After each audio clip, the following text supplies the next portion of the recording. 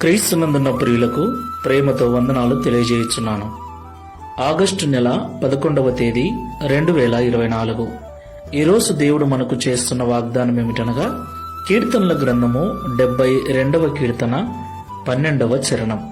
దరిద్రులు మొరపెట్టగా అతడు వారిని విడిపించును, దీనులను నిరాధారులను అతడు విడిపించును.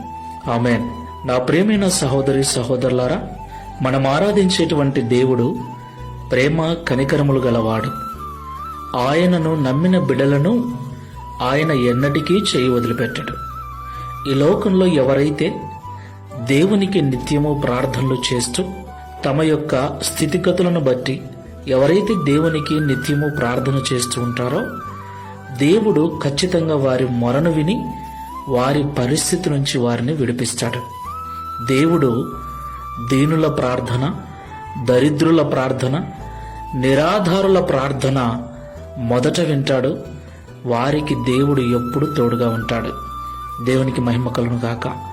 ఈ మాటలు వింటున్న ప్రియ సహోదరి సహోదరుడా, ఎవరూ లేరని, ఎవరూ పట్టించుకోలేదని, స్థితి సరిగ్గా లేదని, అన్ని విధాలుగా ఇబ్బందులు పడుతున్నానని బాధపడకు.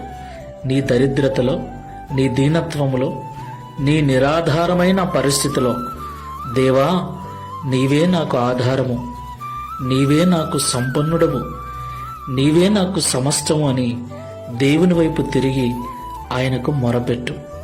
నిశ్చయముగా ఆయన నీ మొర అంగీకరించి నీ స్థితిని మార్చి నీకు ఆధారమై నిలుస్తాడు. ప్రార్థన చేసుకుందాం. ప్రేమ స్వరూపుడమైన తండ్రి, పరిశుద్ధుడైన ప్రభువా, మీకు స్తోత్రాలు. దరిద్రులు, దీనులు, నిరాధారులు మొరపెట్టినప్పుడు